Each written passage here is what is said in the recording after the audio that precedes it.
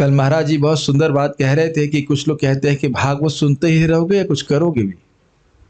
तो उसके बाद कहा कि वैष्णव ग्रंथ, उसमें भी सर्वश्रेष्ठ श्रीमद् भागवतम का अध्ययन करने से, श्रवण कीर्तन करने से भगवान प्रसन्न हो जाते हैं। भगवान प्रसन्न हो जाते हैं उसके बाद भी कुछ करना है।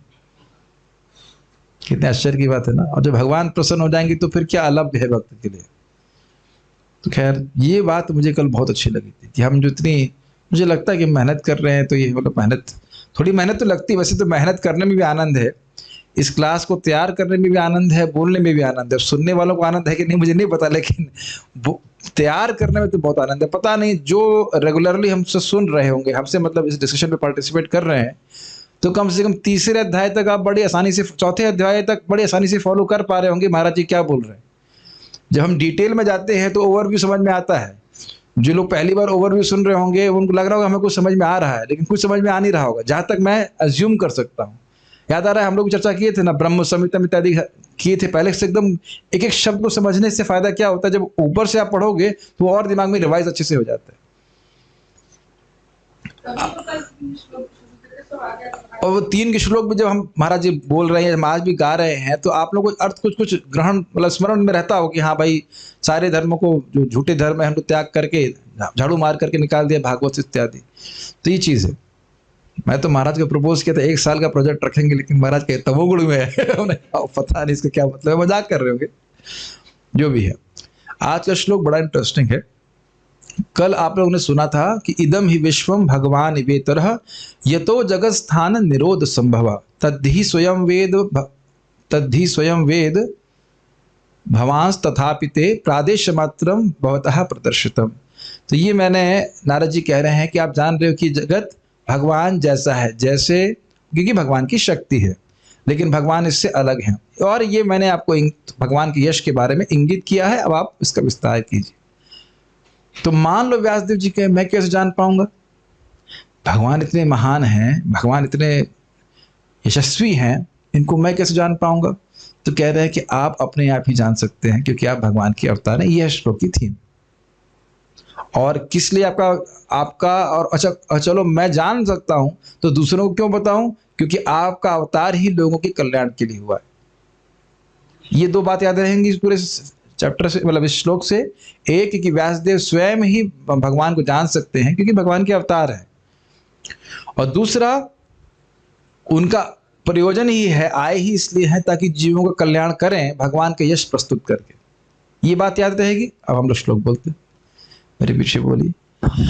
त्वमात्मनात्मानमवेह्यमोघद्रे त्वमात्मनात्मानमवेह्यमोघद्रे परस्य पुंसः परमात्मनः कला परस्य पुंसा परमात्मनः कला अजं प्रजातं जगतः शिवायत अजं प्रजातं जगतः शिवाय महानुभावोऽभ्युदयोऽधिगण्यता महानुभावभ्युदयोऽधिगण्यता त्वमात्मनात्मानमवेह्यमोघद्रे त्वमात्मनात्मानमवेह्यमोघद्रे परस्य पुंसः परमात्मनः कला परस्य पुंसा परमात्मनः कला अजं प्रजातं जगतः शिवायतन् अजं प्रजातं जगतः शिवायतन् महानुभावोऽभ्युदयोऽधिगण्यता महानुभावोऽभ्युदयोऽधिगण्यता त्वमात्मनात्मानमवेह्यमोघद्रे त्वमात्मनात्मानमवेह्यमोघद्रे परस्य पुंसः परमात्मनः कला परस्य पुंसा परमात्मनः कला अजः प्रजातं जगतः शिवायत अजं प्रजातं जगतः शिवायत महानुभावोऽभ्युदयोऽधिगण्यता महानुभावोऽभ्युदयोऽधिगण्यता। South Indian tune. त्वमात्मनात्मानम् अवेय अमोघद्रे त्वमात्मनात्मानमवेह्यमोघद्रे परस्य पुंसा परमात्मनः कला परस्य पुंसः परमात्मनः कला अजं प्रजातं जगतः शिवायतन् अजं प्रजातं जगतः शिवायतन् महानुभावाभ्युदयोऽधिगण्यता महानुभावाभ्युदयोऽधिगण्यता। आर यू फ्रॉम ब्राह्मण फैमिली? स्टैंड लाइक अ ब्राह्मण। Very nice. अच्छा बोलते हैं ना, बड़ा आनंद आता है। और ये साउथ इंडियन ट्यून मुझे याद ही नहीं आती, इसलिए इनकी हेल्प चाहिए। Third tune. त्वमात्मनात्मानमवेह्यमोघद्रे त्वमात्मनात्मानमवेयमोघद्रे परस्य पुंसः परमात्मनः कलाम् परस्य पुंसा परमात्मनः कलाम् अजं प्रजातं जगतः शिवायतन् अजं प्रजातं जगतः शिवायतन् महानुभावोऽभ्युदयोऽधिगण्यता महानुभावाभ्युदयोऽधिगण्यताम्। राम अवतार प्रभु आप बोल नहीं रहे थे, पारायण नहीं कर रहे थे, बोलना चाहिए। जूम वाले डिवोटी से कोई डरना ही नहीं चाहिए। अरे आप म्यूटेड हैं, आपकी आवाज अगर गलत गलत भी बोलेंगे तो डांट नहीं पड़ेगी। मैं दोनों तरफ देख सकता हूँ। क्यों प्रभु जी आपकी 4 आंखें हैं क्या? नहीं। हाँ और क्या, 2 आंखें इधर है 2 उधर है। 4 आंखें से दिख लेता है कि कौन बोल रहा है कौन नहीं बोल रहा है, कौन टाइम पास कर रहा है। ऐसे नहीं, ये सब प्रभुपाद जी चाहते थे कि इतनी बार हम उच्चारण करें कि क्लास के बाद आपको श्लोक याद हो जाए। और ये सब हमको पवित्र करने वाला है। प्रभुपाद जी का 1.1.1 में का लेक्चर देखेंगे तो प्रभुपाद जी कहते हैं कि भागवत के जो श्लोक हैं ये महामंत्र की तरह ही हमको पवित्र करने वाले हैं हमारे मन। मेरे को तो इतना सुंदर लग रहा है कि लगता है सिर्फ गाते ही रहे, लेकिन हम एक बार और सब लोग साथ में गाते हैं। त्वमात्मनात्मानमवेह्यमोघद्रिक् परस्य पुंसः परमात्मनः कलाम् अजं प्रजातं जगतः शिवायतन् महानुभावोऽभ्युदयोऽधिगण्यताम्। Actually fall in love with this shlokas. कितना सुंदर है ना, केवल गाने की दृष्टि से कितना सुंदर है। चलिए हम इसको समझते हैं। त्वम, नारद जी कह रहे हैं त्वम मतलब आप, आत्मान आत्मानम, आत्मना मतलब अपने द्वारा अपनी शक्ति से, आत्मानम भगवान को, अवेह्य जानो। कैसे जान सकता हूं? आप ऐसे कैसे बोल रहे हैं कि मैं जान सकता हूं? तो कहते अमोघ दृक्। अब आप ये देख रहे हैं कि अमोघ दृक् शब्द कम से कम 2-3 बार तो आप सुन चुके हो, अब तो कोई कठिनाई नहीं आ रही ना। आत्मानम मतलब आत्मा को, आत्मना मतलब आत्मा के द्वारा, स्वयं के द्वारा। कोई कठिन नहीं है। जैसे बच्चा हिंदी सीखता है ना, वैसे वैसे आप सीखते जाएंगे, वही शब्द बार में आएंगे। तत्, यत्, तस्य, अस्य, वही सब घूम घूम के वापस आता है। अमोघ दृक् समझ में आ रहा है? अमोघ दृक् जिसकी दृष्टि अमोघ है, जो यथार्थ दृष्टा है। किसको देख सकते हैं? तो कह रहे हैं किसको जानने के लिए कह रहे हैं? परस्य पुंसः परमात्मना। परस्य मतलब परात्पर ब्रह्म, पर ब्रह्म जो इस प्रकृति के परे हैं। पुंसः मतलब भगवान श्री कृष्ण, और परमात्मा मतलब परमात्मा। किसको जानो? परात्पर भगवान श्री कृष्ण जो परमात्मा है उनको जानिए।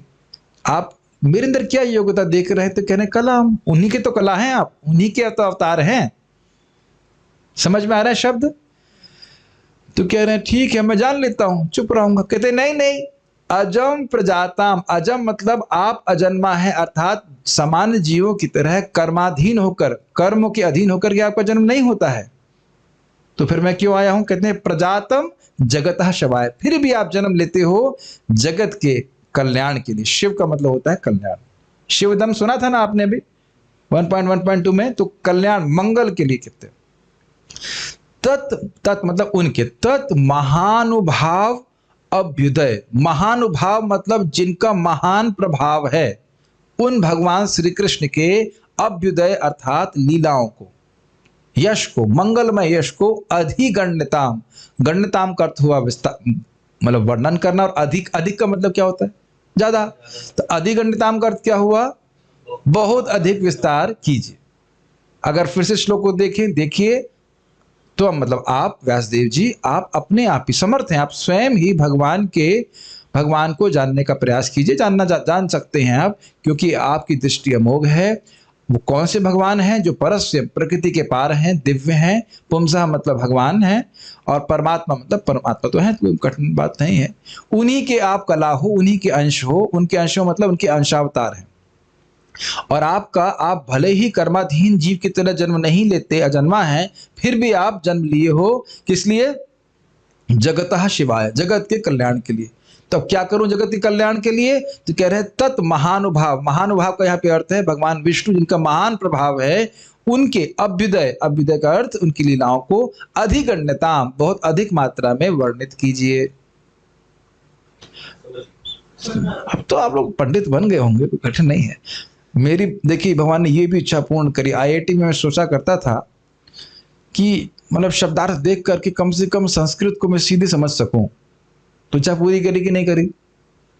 कौन सी एक इच्छा है जो बता दीजिए, मैंने लिस्ट तो नहीं बनाई, वहां इच्छा पूरी नहीं करते और बिना संस्कृत पढ़े, ग्रामर पढ़े। जब मैं एक भक्त से बात कर रहा था, वो बहुत अच्छी संस्कृत जानते हैं, मुकुंद दत्त प्रभु, प्रभुपाद जी के शिष्य, वो तो बहुत PhD किए हुए हैं। मैंने कहा भानु महाराज ने अनुवाद किया हुआ इंग्लिश से, कहते हाँ लेकिन उसको देख के संस्कृत नहीं समझ में आएगी। तो मैं निराश हो गया, ठीक है, लेकिन उन्होंने की कृपा करके उन्होंने मुझे सारी संस्कृत की टीकाएं दी, तो अब इंग्लिश देख लो तो संस्कृत भी समझ में आ जाती। ये सब भगवान की कृपा है। आप भगवान की भक्ति के संबंध में कुछ आप मुझे लिख के देना कि प्रभु जी मैं ये चाहता हूँ कि ये भक्ति में मुझे प्रगति के लिए चाहिए, और जब करते रहो, भक्ति करते रहो, बताना कि वो प्राप्त नहीं हुआ कभी, असंभव है। आप भाई बाकी मुझे पता नहीं, लेकिन अगर आप भक्ति के लिए कुछ मांग रहे हैं कि मुझे जब मैं रुचि हो, नाम रुचि प्राप्त हो, कम से कम मुझे अपनी नींद नहीं आए, अगर किसी भी इच्छा है तो मैं मंगल आरती के लिए उठ सकूं, असंभव है कि ऐसा हो नहीं आपके संग। मैं लिख के दे सकता हूँ कि मेरे संग तो सब कुछ हो रहा है, आपके संग क्यों नहीं होगा? क्या आप लोग भगवान के अंश कुछ कम है, मैं अधिक हूँ? क्या भगवान का अवतार हूं मैं? कुछ नहीं, मैं भी वैसे ही बद्ध जीव हूं जैसे आप हैं।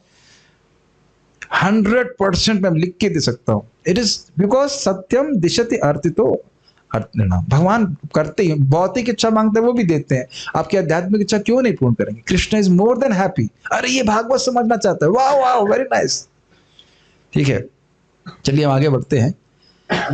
तो एक बात तो समझ में आ रही है ना कि भगवान के यश का बहुत अधिक वर्णन कीजिए। इससे पहले कि मैं आगे बढ़ूं, एक तो कटाक्ष करना ही पड़ेगा। How can we can have one class without one कटाक्ष? एक कटाक्ष तो मैंने कहा, एक भक्त को पूछा आपकी बहन नौकरी क्यों करती है, जरूरत है नौकरी करने की? तो उन्होंने कहा नहीं, खाली बैठने से अच्छा कोई नौकरी करें। हमने कहा खाली बैठने का समय है जितना मैं पढ़ा चुका हूं उसको ही समझ लेंगे तो कम से कम 6 महीने तो समझने में लगेगा उसको। Is it not? खाली बैठने का समय, ये कहिए कि पढ़ना नहीं चाहते भागवत वो अलग बात है। खाली बैठने के समय प्रभुपाद जी बोले एक श्लोक पे आप 1 महीना विचार कर सकते हो, 1500 साल लगेंगे भागवत सीखने में खाली नहीं है। और दूसरा बात समझते नहीं है कि लोग नौकरी कर रहे हो या कुछ भी काम कर रहे हो, उसका संस्कार मन में जा रहा है। एक बात मैं फिर से बता दूंगा, थोड़े व्रत लोग यहाँ सामने बैठे हैं, प्रभु जी बता रहे थे ना, आप गोल्ड मेडलिस्ट रह चुके ना सीए के, खुद बता रहे थे कि जितना वो बुद्धिमानी, बुद्धि क्षमता पहले थी वो अब नहीं है ना। हमारे रघुपति गुरु बता रहे थे वो गोल्ड मेडलिस्ट रह चुके हैं MBBS में। ऐसी सब कुछ बातें याद हो जाती थी। ये मत सोचिएगा वृद्धावस्था में वो इंजन वैसे ही काम करेगा, नहीं काम करता है। तो जो युवावस्था में अगर समय है तो भागवतम समझना चाहिए। ये हमारा कटाक्ष था, जैसे कि मेरा एक मतलब स्वभाव है कि एक क्लास में एक कटाक्ष जरूर होना चाहिए। आप विचार, कटाक्ष का उद्देश्य आपको मर्म आहत करना ही है, मर्म आहत करना ही है, ताकि आप कुछ सोचें कि हम उसके लिए क्या कर रहे हैं। अगर आप और सुनना चाहते तो प्रभुपाद जी कहते हैं मानव जीवन पैसा कमाने के बारे में सोचने के लिए नहीं है, ये तात्पर्य में लिखते हैं। मानव जीवन इस बारे में है, तस्सेव है तो प्रयते तो, ठीक है। एनीहाउ, अब मेरा स्वभाव है, चेंज नहीं होता, लेकिन ये है इस प्रकार से। अच्छा, अन्वय देख लीजिए, अन्वय से आसानी समझ में आएगा। हे अमोघ मतलब हे सत्य दर्शन, आप सत्य का दर्शन करने वाले हैं। और सत्य का एक अर्थ आपने क्या सुना था? कृष्ण सत्य रथ। परम पूज्य राधा गोविंद महाराज जी प्रवचन कर रहे थे और कह रहे थे कि ऐसे ही महाराज तो आप जानते हो बहुत सारे अर्थों का प्रकाशन करते हैं। फिर कहते हैं देखिए श्रीमद् भागवतम के जो हम अर्थ प्रकाशित कर रहे हैं, कोई कहेगा कि क्या बोल रहे हैं, लेकिन श्रीमद् भागवतम को समझने के लिए व्यक्ति को थोड़ा सा पागल होना पड़ेगा। उसमें अब्जॉर्ब नहीं होंगे तो ये सारे अर्थ ग्रहण नहीं कर पाएगा। अभी देखिएगा, मैं बताता हूँ कैसे एक शब्द से थोड़ा अर्थ पूरा घूम जाएगा। पहले एक अर्थ बताएंगे, फिर अलग अलग अर्थ बताने का प्रयास करेंगे। तो हे अमोघ किसके लिए संबोधित कर रहे हैं बताइए? व्यासदेव जी। गुड। आत्मना अर्थात स्वयं से ही, आत्मानं परस्य पुंसः परमात्मना, परात्पर परमेश्वर आदि पुरुष को अवेही जान सकते हो, आप जान सकते हो क्योंकि आप उनके कलाम यानी अंश स्वरूप हैं। ठीक, ये तो स्पष्ट है।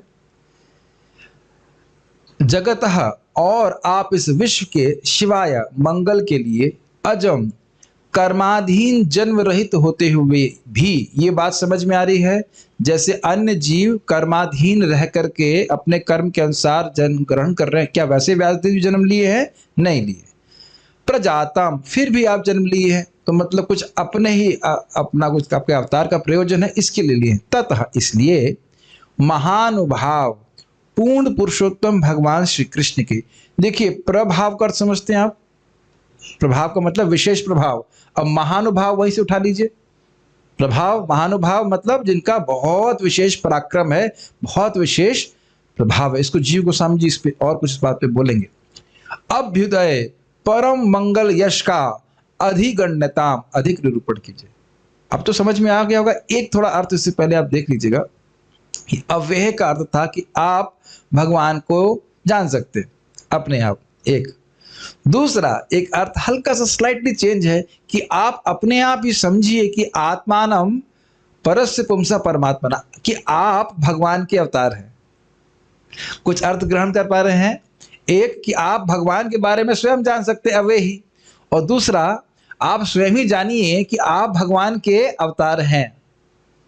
इसलिए, और आपका जन्म, आप अजय हो, आप फिर भी जन्म लेते हो जगत के कल्याण के लिए, इसलिए कृष्ण के लीलाओं का वर्णन अधिक कीजिए। थोड़ा जो स्लाइट अंतर है वो समझ में आया? हाँ, जीव गोस्वामी सेकंड वाले अर्थ को लेंगे और अन्य चार जो है वो जो प्रभुपाद जी अर्थ लिए वो लिए इस प्रकार से। अब वही से चेंज हो जाएगा, ठीक है। अब तो सब लोग थोड़ा थोड़ा समझने लग गए होंगे हल्के से। अनुवाद। तुम में पूर्ण दृष्टि है, अमोघ दृक्।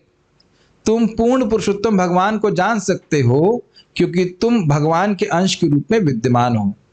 यद्यपि तुम अजन्मा हो, लेकिन समस्त लोगों के कल्याण हेतु इस पृथ्वी पर प्रकट हुए हो। स्पष्ट है। अतः भगवान श्री कृष्ण की लीलाओं का अधिक विस्तार से वर्णन करो। अब अतः समझ में आ रहा है, क्योंकि आपका प्रकटीकरण ही लोगों के कल्याण के लिए होता है और भगवान के यश से अधिक जीवों का कोई कल्याण नहीं होता, इसलिए भगवान कृष्ण के यश का ही वर्णन कीजिए। ये अतः लिंक समझ में आ रहा है आपको? इस संबंध में आगे भी हम लोग चर्चा कर चुके हैं। वैसे फिर से बोल रहा हूं कि दशम स्कंद में आता है कि गंगा जी तीर्थ थी, तीर्थ हैं कहना चाहिए, लेकिन जब से भगवान आए और अपने यश का विस्तार किया तो उनकी महिमा कम हो गई। ये स्वयं श्रीमद् भागवत में लिखा हुआ है इस प्रकार से। सारार्थ दर्शनी टीका। यह श्लोक वर्णित करता है कि श्रील व्यासदेव स्वयं ही भगवान के विषय में जानते हैं। आत्मना आत्मानम अवेहि, आप जानते हो। हे अमोघ ज्ञान, इसलिए महानुभावस्य अर्थात भगवान हरि के अभ्युदय अर्थात परम मंगल यश को अधिक अर्थात अधिक और गण्यताम अर्थात वर्णन कीजिए। तो छोटी सी टीका थी, मैंने रख दिया था उसको। क्रम संदर्भ, ये किसने लिखा है? शिला जीव गोस्वामी पाद ने। अब यहाँ पे हमने एक नोट रखा है ताकि समझ में आए।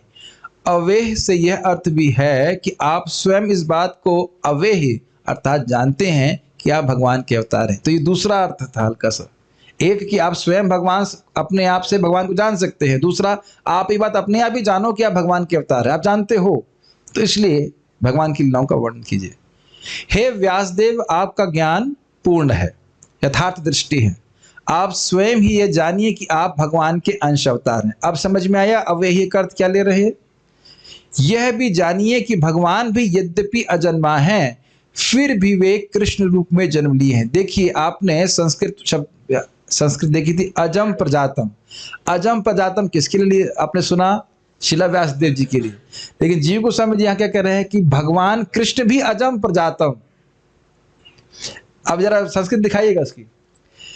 अजम प्रजातम जगतः शिवाय, भगवान कृष्ण भी अज होकर के जगत में जन्म लेते हैं जगत का कल्याण करने के लिए। अतः इसलिए उन भगवान हरि के जो महानुभाव वाले हैं, उनके अभ्युदय, उनकी लीलाओं को अधिक अधिक वर्णन कीजिए। दिमाग स्पेन तो नहीं कर रहा है? कुछ अच्छा लग रहा है आपको? ये बहुत अच्छा अर्थ है ना, ये बहुत टेस्टी है, मतलब रियली टेस्टी है। That's what I would say. देखिए, इस प्रकार से अगर हम चर्चा करें तो कितना आनंद आए ना। एक श्लोक में कितना रस भरा है। पिबत भागवतम रसमालयम। और ये लोग टेस्ट किए हैं, हम लोग तो खाली उच्चिष्ट को ग्रहण कर रहे हैं। ठीक है, ये समझ में आ गया।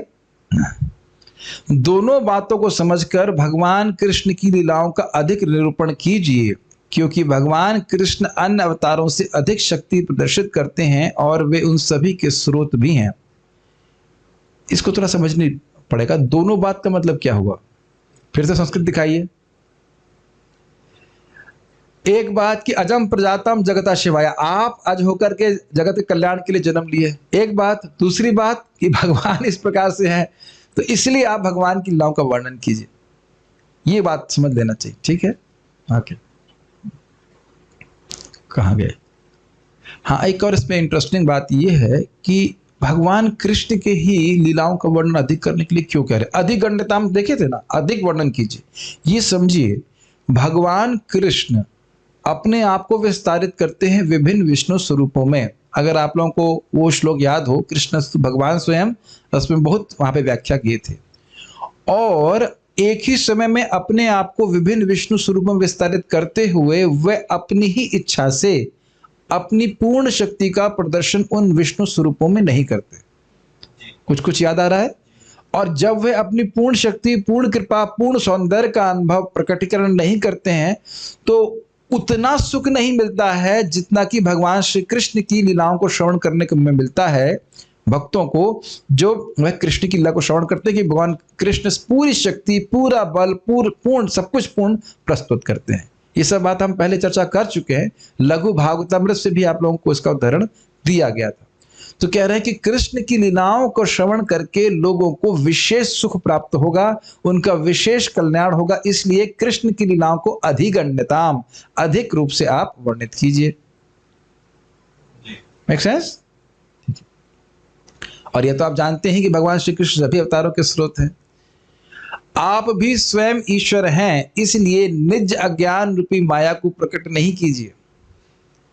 समझ में आ रहा है? आप भी का मतलब है आप भी इसी प्रकार से अज हैं, प्रजात है, जगत जन्म लिए हैं, जगत का कल्याण करने के लिए हैं, और आप भगवान के अवतार हैं, इसलिए आप ये नहीं कह सकते मुझे तो कुछ पता ही नहीं है।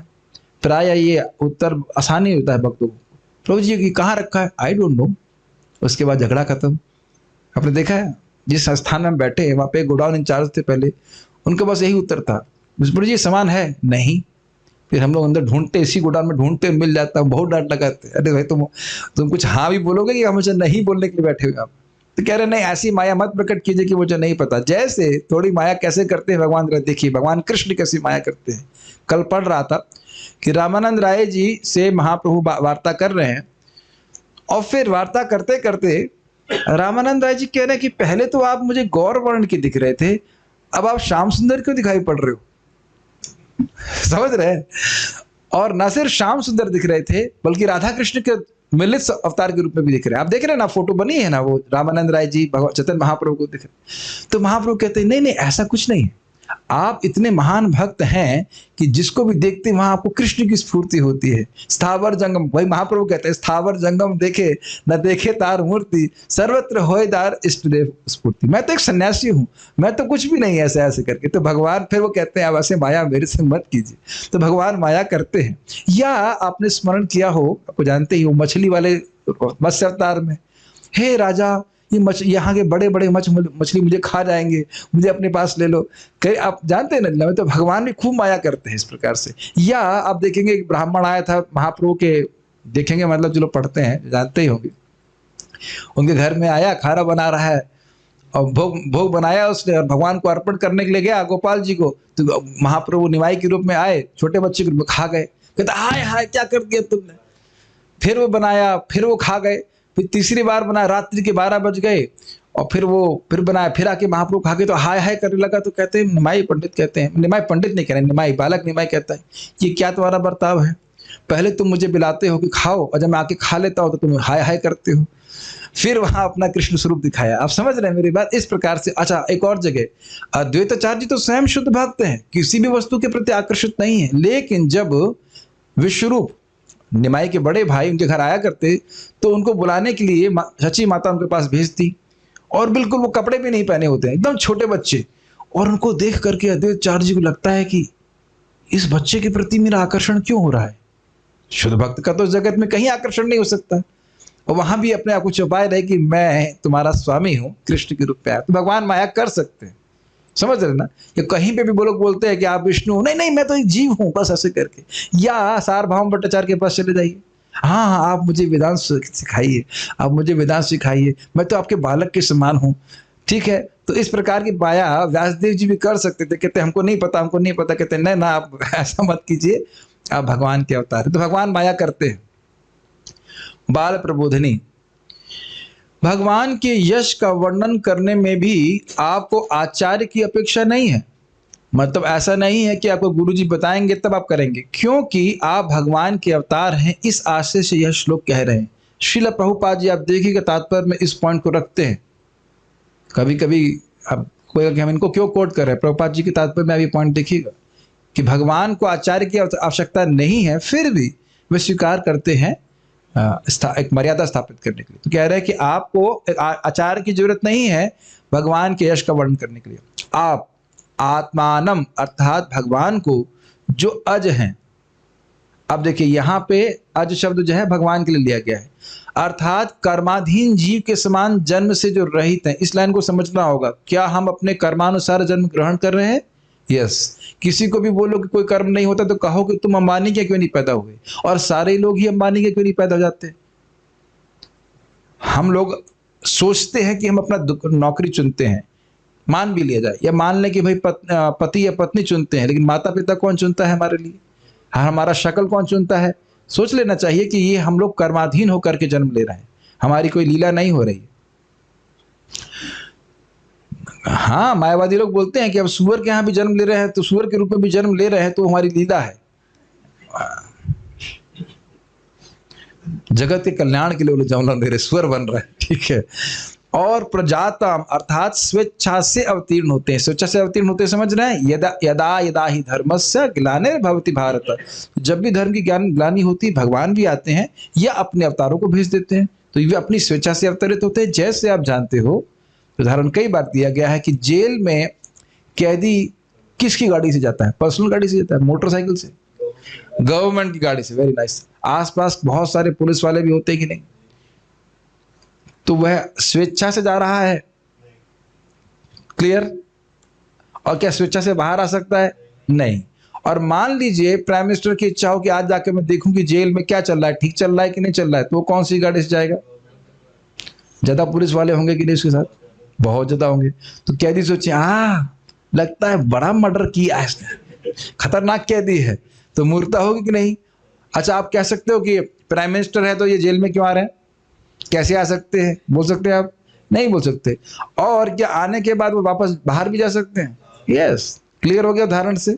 भगवान इस प्रकार से नहीं है, अपनी इच्छा से आते हैं, इच्छा से जाते हैं। उनको आत्मना अर्थात स्वयं से ही जानिए। तो अर्थ स्पष्ट है। अगर व्यासदेव जी पूछें कि आप ऐसा क्यों कह रहे हैं, तो इस पर नारद जी कहते हैं कि अमोघ दीर्घ, आप ऐसा क्यों कह रहे हो कि आप अपने आप ही जान लो? दुनिया में आप जरा आपको बात आसान लगती हो, ये बताइए, आप लोग C++ पढ़े हैं फॉर एग्जाम्पल? नहीं पढ़ा? पढ़े हैं? अपने आप ही पढ़ लिए? हाँ, मुझे स्मरण भी नहीं हो रहा कोडिंग शुरुआत कहाँ से होती थी। मैं भी पढ़ा था, कितने साल पढ़ा, कहाँ से शुरू होती है? सिंटैक्स, जो भी है, ये भी याद नहीं है। इसके लिए भी देखो दूसरे से हेल्प लेनी पड़ी। जो पढ़ चुका हूं उसको याद करने के लिए दूसरे से हेल्प लेनी पड़ी है, 5 साल के बच्चे से। लेकिन सोचिए हम लोग कहाँ अमोघ दीर्घ हैं। इस जगत में किसी व्यक्ति के बारे में कुछ भी जानने के लिए प्रैक्टिकली असमर्थ हैं कि देख के जान लेंगे बस। ऐसा हो सकता है? लेकिन इस प्रकार की दृष्टि श्रील व्यासदेव जी की थी। तो कह रहे हैं कि आप अमोघ दीर्घ हैं, अर्थात जिसकी यथार्थ दृष्टि है, जो यथावत दिखने में समर्थ है, अर्थात आप सर्वज्ञ हैं। ठीक है, ये इनका शैली है। प्रश्न उठाएंगे फिर उसका उत्तर देंगे। ठीक है, मान लीजिए व्यासदेव जी कहें, ठीक है कि मैं कर्म के बंधन में नहीं हूं, परंतु सर्वज्ञ हूं, यह कैसे हुआ? कितना रोचक है ना। तो इस पर कह रहे हैं परस्य पुंसः, अर्थात पुरुषोत्तम भगवान के ज्ञान के आप कलांश। आप जानते हैं ज्ञान अवतार, यही शब्द मैं इस्तेमाल करना चाहता था। ज्ञान के अवतार है। साहित्यिक अवतार श्रीमद् भागवत में ज्ञान के अवतार श्री व्यासदेव जी हैं। अगर आप लोग को थोड़ा थोड़ा याद हो तो हम लोगों ने लास्ट में एक पढ़ा था कि ये व्यक्ति इस वैभव को प्राप्त है, ये अवतार इस भगवान के विभूति को प्रस्तुत करता है। याद आ रहा था ये? अच्छा, तो कहें कि तो वो पुरुषोत्तम भगवान कैसे हैं जिनके आप अवतार हो? तो उस पर कह रहे हैं परमात्मा, अर्थात भी सर्वज्ञ है। तो भगवान सर्वज्ञ हैं, उनके कला अवतार है, तो इसलिए आप भी सर्वज्ञ हैं। सर्वशक्तिमान है और सर्व अंतर्यामी है, तो इस प्रकार के वे परमात्मा हैं। इस प्रकार के भगवान के अवतार श्री व्यासदेव का क्या प्रयोजन है? मान लो ये पूछे क्या किस लिए आया हूं, तो उस पर कह रहे हैं कि जगतः शिवाय, अर्थात भगवान के यश के प्रदर्शन के द्वारा प्राणियों को परम आनंद लाभ देने के लिए आप अवतरित हुए। ये देख लीजिए कि यहाँ पे भी हम जो बैठे हैं, मुझे तो बोलने में अच्छा लग ही रहा है और आप लोगों को भी जो हम पढ़ रहे हैं, केवल सुनने मात्र से कितना आनंद आ रहा है। ये इस प्रकार का सुख अन्य भौतिक वस्तुओं को पढ़ने श्रवण करने में बिल्कुल नहीं लगता। क्योंकि ऐसा है, इसलिए आप भगवान के परम मंगल यश को अधिक वर्णन कीजिए। यह अर्थ है, यह अर्थ समझ में आ रहा है। आपका उद्देश्य ही लोगों को सुखी करने के लिए है। और आज सबसे अधिक सुखी कैसे होंगे? भगवान के यश से। आगे जाकर के नारद जी कहेंगे कि ये मेरा अनुभूत है। अनुभूत समझ रहे हैं?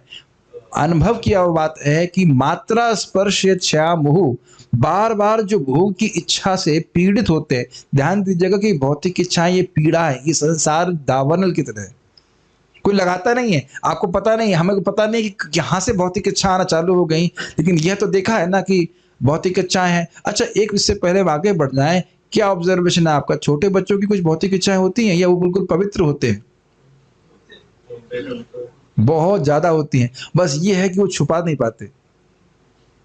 जैसे महाराज बता रहे थे, परम पूज्य राधा रमन महाराज जी, किसी के यहाँ जाएंगे और स्वीट देगा, आपको देगा ना, हम तो स्वीट नहीं खाते। अंदर से मन हो रहा है कि स्वीट खाना है, लेकिन बाहर बोलेंगे नहीं, हम स्वीट वीट अब जो है उतना नहीं ग्रहण करते हैं। ऐसे करके बच्चे लोग ये दिखाते नहीं है। बच्चे कर नहीं पाते। अगर उनको कुछ स्वीट चाहिए या खिलाना चाहिए तो रोएंगे, बिलखेंगे, है ना। हम लोग छुपा लेते हैं, दिखा अपनी इच्छाओं को इच्छाओं को छुपाने का प्रयास करते हैं, ऐसे कह लीजिए। तो यही तो जलन है। कभी ऐसी स्थिति में सोचिए, और आप समझते होंगे कि कभी कभी भक्ति करते हुए किसी दिन या कुछ क्षणों के लिए या कुछ समय के लिए हृदय में कोई भोग की इच्छा नहीं होती। कभी अनुभव नहीं किया आप लोग? हमेशा भोग ही भोग बड़े रहते हैं, ऐसा ना होता। कुछ नहीं चाहिए कुछ समय के लिए, कभी भी नहीं होता ऐसा। तो मैं नहीं मान सकता कि ऐसा नहीं हो सकता। काश मैं भगवान का यश सुनता रहूं, भक्ति करता रहूं, बस। फिर ऑब्वियसली अनर्थ निवृत्ति में है तो फिर कचरा बाहर आता है, लेकिन ये हर भक्त अनुभव करता है। हाँ, 5-6 घंटे इनको ऐसे रहता है, फिर भी कंपनी सेक्रेटरी। अरे कृष्ण की कंपनी के सेक्रेटरी बन जाओ। नहीं, ये महाराज जी बहुत अच्छी बात बोल रहे थे, परम पूज्य गौर कृष्ण महाराज जी, कि अगर इच्छा है तभी उसके तदनुरूप आप कुछ कार्य करने वाले हो। इच्छा ही नहीं है तो कार्य क्यों करेंगे बताइए? We don't have to do many things. We do those things because we want to do those things. ऐसा नहीं कि हमें करना ही है, हमें ऐसा भी करना है, हमें वैसा भी करना है, ऐसा कुछ भी नहीं। Is it not?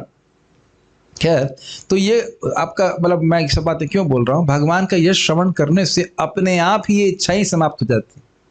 वो वस्तुएं तो व्यर्थ हैं, इच्छा के कारण प्रयास करना पड़ रहा है तो इच्छा ही समाप्त हो जाएगी। क्योंकि भगवान की कथा से सुख मिल रहा है, वो ग्लानि खत्म हो गई तो व्यक्ति सुखी हो जाएगा। उन चीजों के लिए प्रयास ही नहीं करेगा। जिन चीजों के लिए प्रयास करना ही नहीं चाहिए उनके लिए वो प्रयास करेगा भी नहीं, क्योंकि इच्छा ही समाप्त हो गई। Does it make sense? भाई मैंने मेहनत करी, क्यों? इच्छा थी तब तो आईआईटी के लिए मेहनत की। इच्छा ही नहीं होती तब कोई मेहनत कर सकता है? नहीं। ये बात है। तात्पर्य, श्रील व्यासदेव भगवान श्री कृष्ण के शक्त्यावेश अवतार हैं। इसका अर्थ समझते हैं, जो जिनमें शक्ति, एक विशेष कार्य करने के लिए शक्ति का आवेश किया जाता है। थोड़ा मैं रिवाइज कराऊंगा।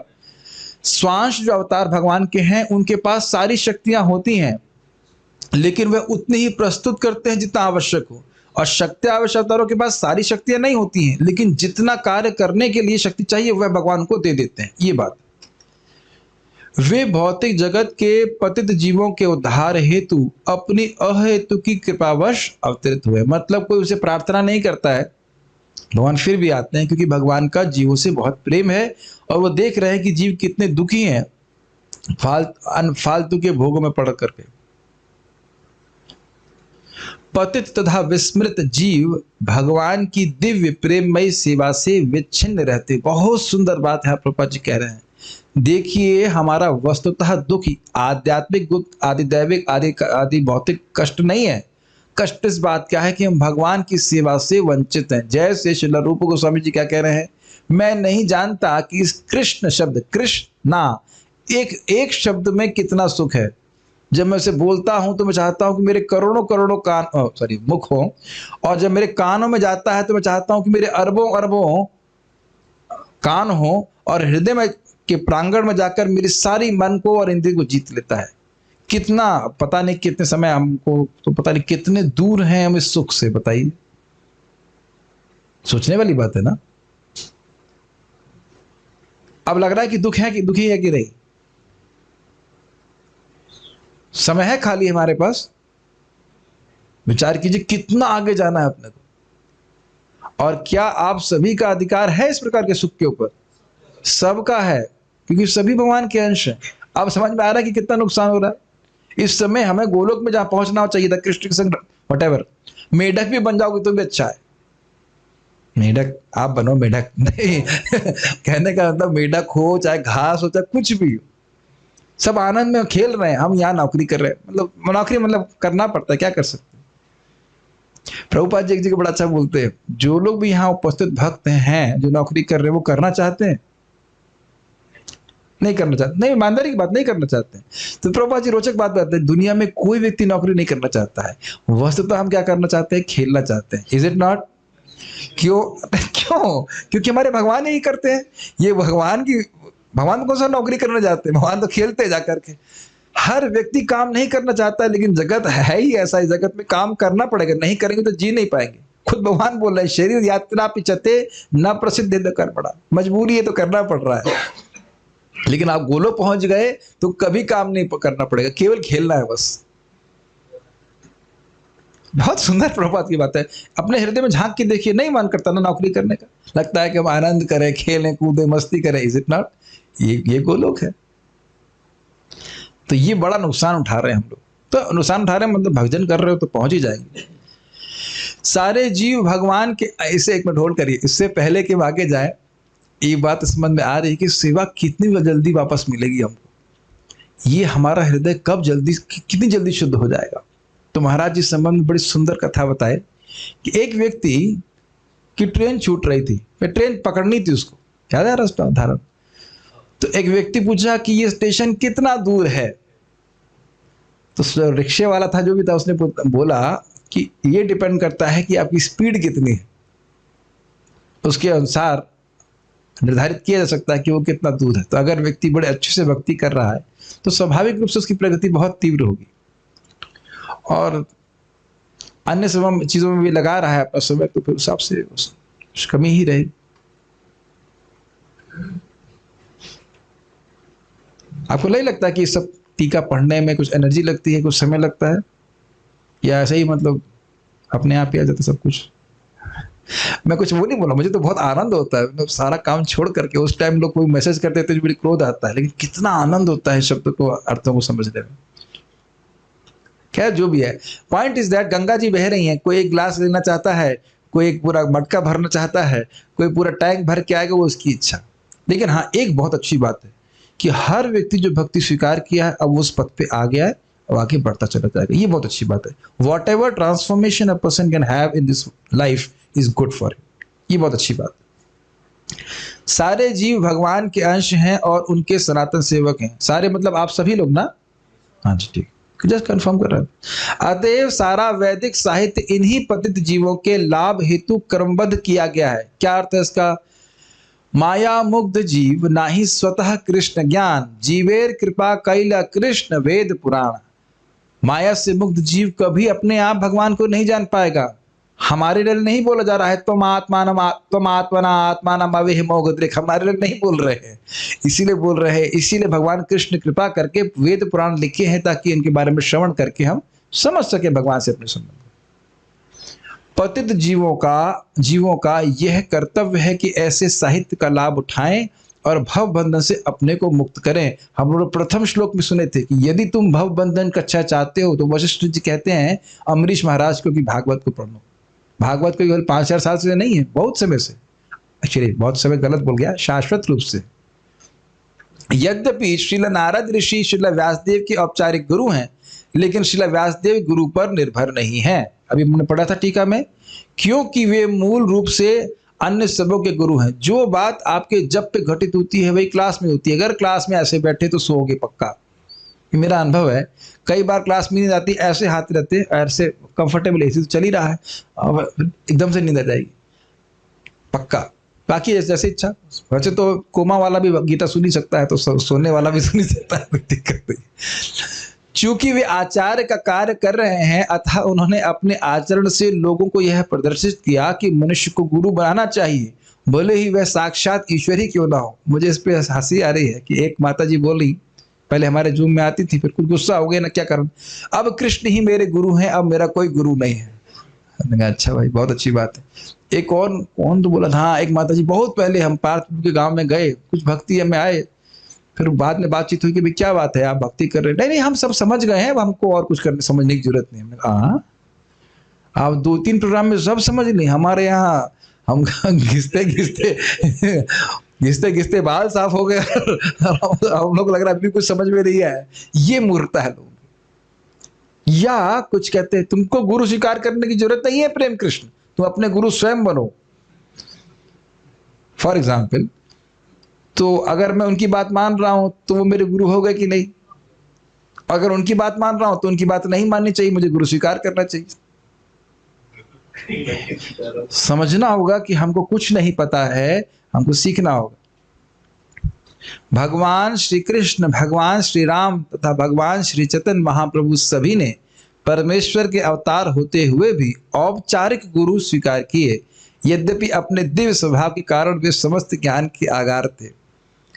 अब ये बड़ी रोचक बात है, जब चैतन्य महाप्रभु का संन्यास होना था तो वह केशव भारती जी के पास गए और उन्होंने कहा ये एक मंत्र मुझे बहुत अच्छा लगा, अगर आप सुनेंगे। तो उनके कान में, अपने गुरु के कान में चैतन्य महाप्रभु ने स्वयं ही मंत्र बोला, कहते हाँ ये बहुत अच्छा मंत्र है। फिर उन्होंने उसी मंत्र को महाप्रभु को दे दिया। इसे कहते हैं परंपरा, क्योंकि परंपरा तो भगवान से शुरू हो सकती है, तो भगवान कौन संन्यास देगा। ये काफी रुचिकर है। और आप जानते हैं कि भगवान श्री कृष्ण, बड़ा सुंदर उदाहरण है, भगवान श्री कृष्ण संदीपनी मुनि के आश्रम में गए थे उज्जैन में सीखने के लिए, तो 64 दिन में 64 कलाएं सीख ली। अब इसको उदाहरण ऐसे दिया जाता है जैसे बादल में पानी कहां से आता है? समुद्र से आता है। और आप देखेंगे कहीं कई बार बादल जा करके समुद्र में ही पानी गिरा देता है, होता है कि नहीं ऐसा? तो वही बात बोल रहे हैं कि सारा जो ज्ञान है वह भगवान से ही आता है, लेकिन भगवान लीला में ऐसे प्रस्तुत कर रहे हैं क्योंकि कोई गुरु हैं जिनके द्वारा वो ज्ञान स्वीकार कर रहे हैं। और यही नहीं, संदीपनी मुनि भगवान को आशीर्वाद भी दे रहे हैं, तुमने मेरी ऐसी बहुत सुंदर सेवा करी है, तुम जो कुछ भी बोलोगे वो सत्य होगा, वो एवर फ्रेश रहेगा, इत्यादि इत्यादि। तो ये सब भगवान की लीला है, करते हैं भगवान। लेकिन ये बात सिद्धांत है कि गुरु के प्रसन्नता के द्वारा व्यक्ति के हृदय में ज्ञान प्रकाशित होता है। क्या श्लोक है उपनिषद का? तथा देवे तथा गुरु, यस्य देवे परा भक्ति यथा देवे तथा गुरौ तस्य ही कथित अर्थ प्रकाशन्ते महात्मना। महात्मा जन ये कहते हैं कि जिसकी भगवान कृष्ण में, ईश्वर में, परमात्मा में पराभक्ति होती है, दिव्य भक्ति होती है, और अपने गुरु के चरण में भक्ति होती है, गुरु जो बोल रहे हैं उस पर विश्वास रहता है, उसके अनुसार वो जीवन यापन करता है, तो उसी के हृदय में वेद का ज्ञान प्रकाशित होता है। ये समझ रहे हैं? और ध्यान देना होगा कि वेद ये होता कैसे, समझिए। वेद का ज्ञान प्रकाशित करने वाले हृदय में कौन है? भगवान है। क्लियर? ऐसे तो नहीं कर रहे हैं ना? लेकिन जब हमें प्रमाणिक गुरु वो भेजे हैं, समझा होगा, अपने आयोजन से हम नहीं होते, भक्तों भगवान की कृपा से वैष्णव का संग हमको प्राप्त होता है। ये बात समझ में आ रही है? और वह जो हमको उपदेश मिल रहा है वह भगवान का उपदेश मिल रहा है। रुद्र प्रभु 16 माला जप करने का उपदेश आपको परमात्मा दिए, तो भक्तों के माध्यम से प्राप्त हो रहा है। और जब हम उस आज्ञा को पालन करते हैं तो भगवान जो हृदय में बैठे हुए हैं वो बहुत प्रसन्न हो जाते हैं, तो वह हृदय में ज्ञान को प्रकाशित करते हैं। इस विज्ञान को समझ रहे हैं? ये भगवान स्वयं युधिष्ठिर महाराज से कह रहे हैं कि जब मैं, किससे कह रहे हैं भूल रहा हूं, लेकिन ये स्वयं कह रहे हैं कि जब मैं देखता हूं कि कोई व्यक्ति अपने गुरु की आज्ञा का पालन बहुत गंभीरता से कर रहा है तो मैं बहुत प्रसन्न हो जाता हूं। और गुरु महाराज की पहली आज्ञा क्या है? डोनेशन लेके आना मंदिर के। 16 माला का जप, प्रभुपाद जी स्पष्ट लिखते हैं, the first instruction of the spiritual master is to chant 16 rounds. हम इस्कॉन के कंटेक्स्ट में बोल रहे हैं, आप इसको मतलब समग्र मानव जाति के हिसाब के नहीं बोल रहे हैं, पूरा हम अपने इस्कॉन के कंटेक्स्ट में बोल रहे हैं। प्रभुपाद जी हमारे स्पिरिचुअल मास्टर, शिक्षा गुरु सभी के लिए प्रभुपाद जी। इसको दांत से पकड़ लेना चाहिए, इस बात को समझते, दांत से पकड़ना। Just hold on to that instruction. हर दिन मैं कैसे गुण, जितना मेरे पास सामर्थ्य है उतने अच्छी प्रकार से 16 माला का जप करने का प्रयास करो, देखिएगा जीवन पूरा परिवर्तित हो जाएगा, बिकॉज कृष्णा बिकम्स प्लीज्ड। और आपका एक बात थी, आपने कहा था कि हम अपने प्रयासों से भगवान को नहीं प्राप्त कर सकते। ये बात सही है, लेकिन आधी बात सही है। हम अपने प्रयासों से भगवान को प्राप्त नहीं कर सकते, लेकिन जब हमारी सेवा के प्रयासों से भगवान प्रसन्न हो जाते हैं, तब भगवान अपने आप को प्राप्त करा देते हैं। पूरा ये कल मैं प्रभुपाद जी के तात्पर्य में इस बात को पढ़ा। सो इसी जो आप बोले, Krishna reveals me through the शास्त्र। हम खाली बात ही कर रहे थे कि हम लोगों को कैसे ज्ञान प्राप्त होगा ये हम समझना चाहिए। तो हमें गुरु स्वीकार करना बहुत जरूरी है। यद्यपि भगवान को गुरु स्वीकार करने की जरूरत नहीं है, लेकिन मर्यादा को स्थापित करने के लिए व्यासदेव जी ने गुरु स्वीकार किया। ठीक है, नहीं तो हम बोलते ए व्यासदेव जी गुरु स्वीकार किए क्या? यद्यपि हम व्यासदेव नहीं है, लेकिन हम बोलेंगे व्यासदेव जी ने स्वीकार किया क्या? मैं भी स्वीकार करूंगा, मैं भी नहीं करूंगा।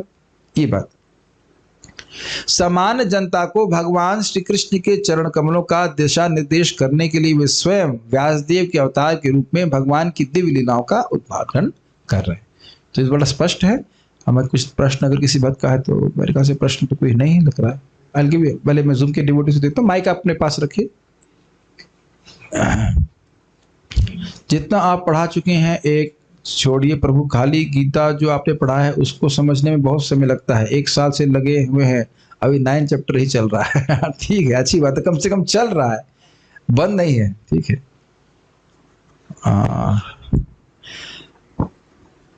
I thought bhakti is a very serious business. Never know we are actually going to attain खेल कूद and मस्ती, such a new and amazing realization। माता जी ये आपका ये अच्छा आपने बोला। ये कह रही हैं कि वो सोच रही थी कि भक्ति तो बहुत गंभीर लोग ले।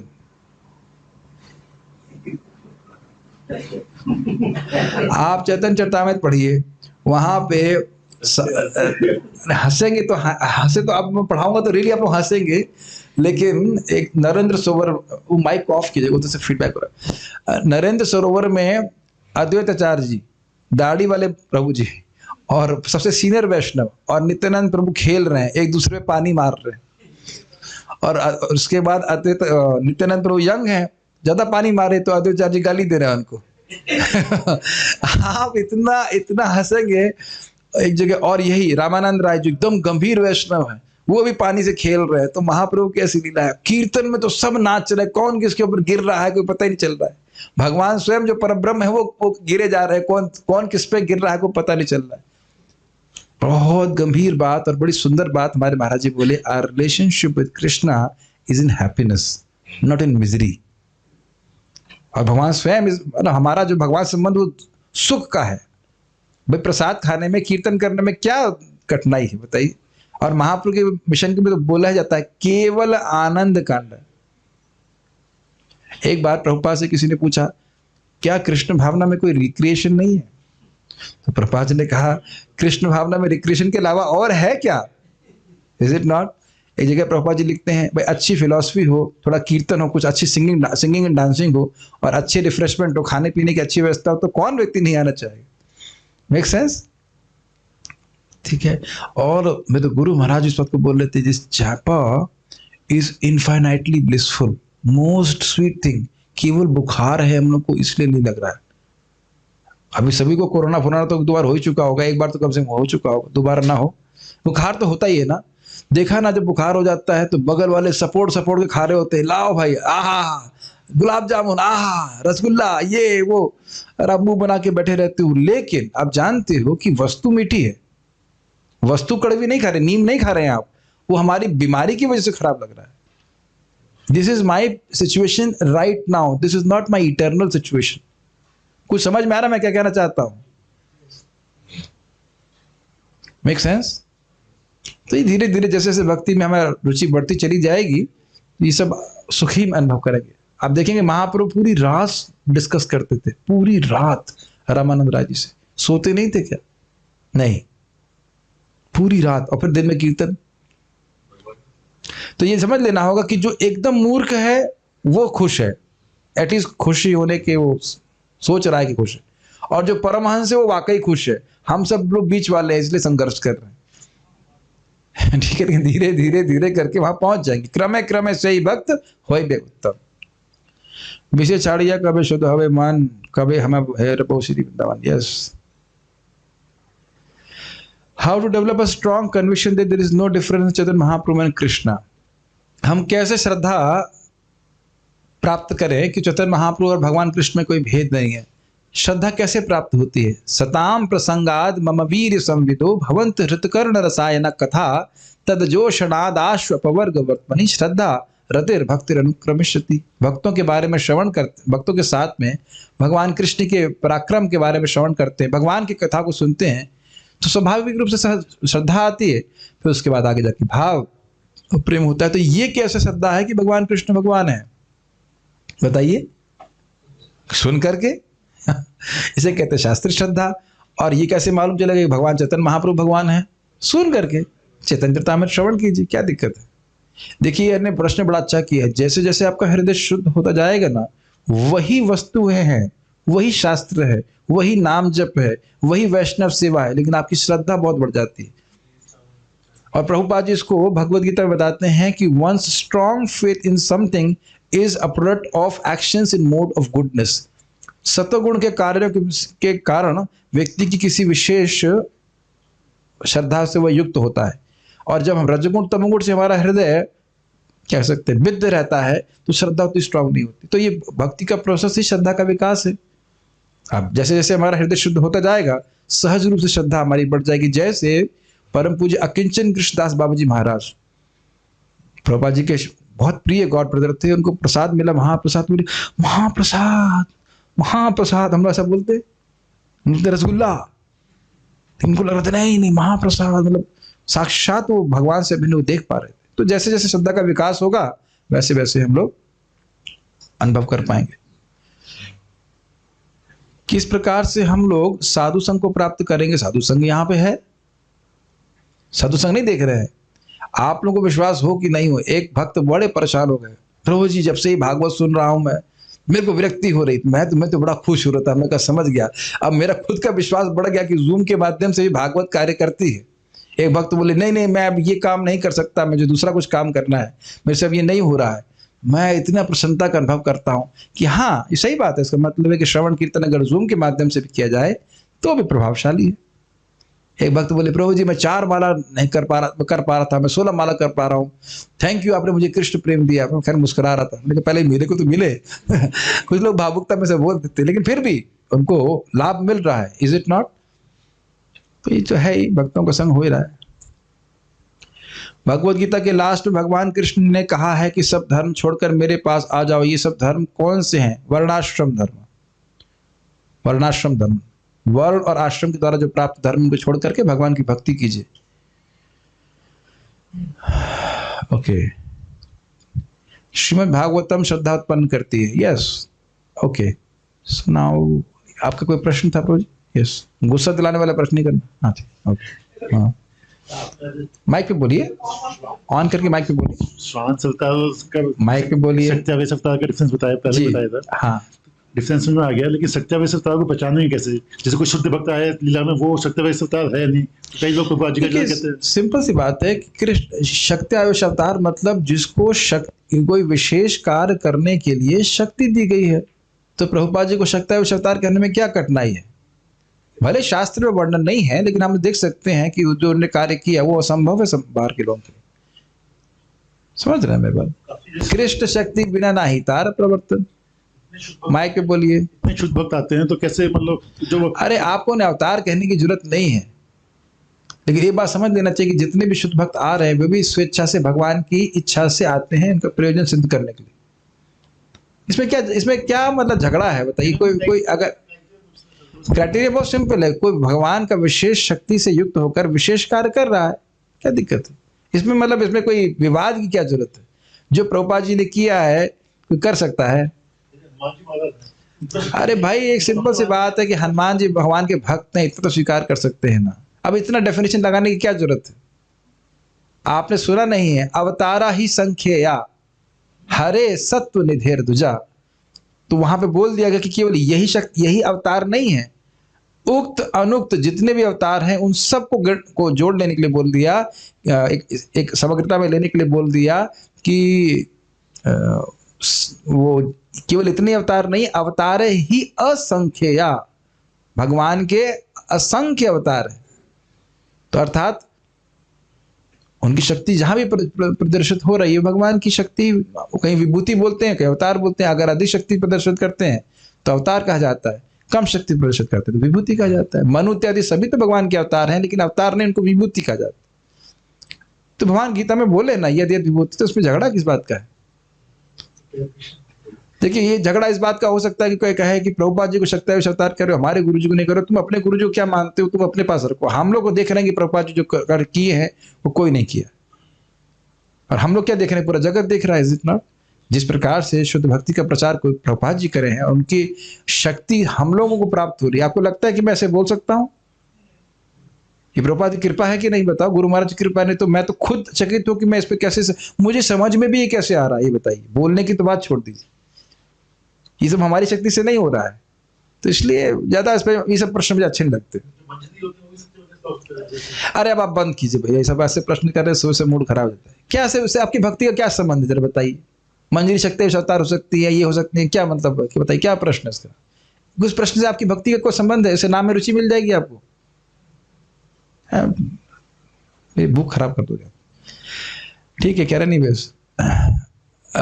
while chanting if we can't concentrate and just chanting and consciousness somewhere else, ये अच्छा प्रश्न है। अगर हम जाप कर रहे हैं तो हमारा मन इधर उधर जा रहा है, तो क्या हमारा शुद्ध होगा मन?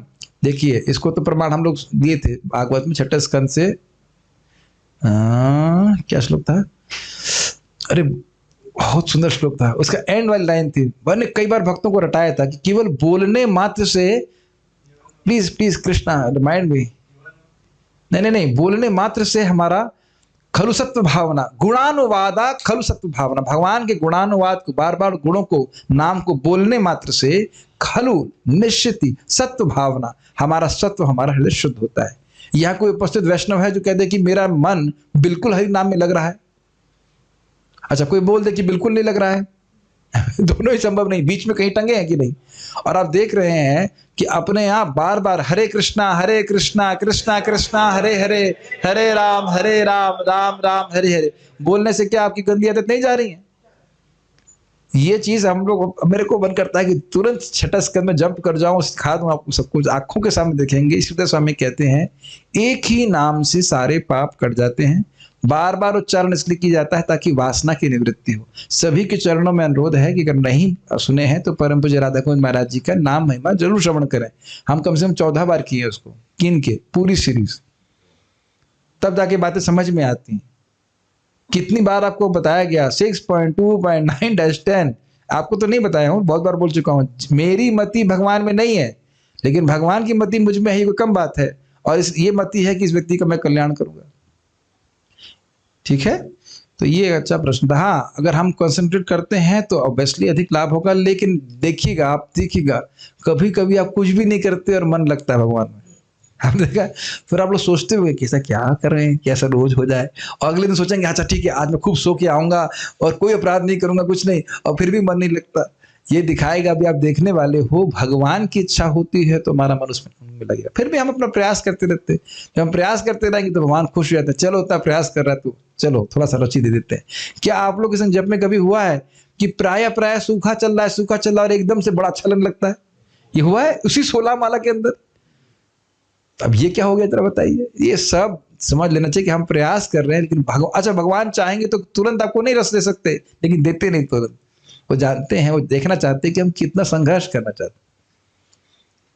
ये सब तो अपने जीवन में साधक देखता ही है, उसमें कौन सी बड़ी बात। एक ही नाम से सब कुछ कर सकते हैं, वो करते नहीं, इनको स्वभाव ऐसा है। थोड़ा देखते हैं कि कुछ उत्कंठा साधक के हृदय में जागृत हो। ओके, सो हम मैं पारायण कर रहा हूं, जिसको पारायण मेरे साथ करना है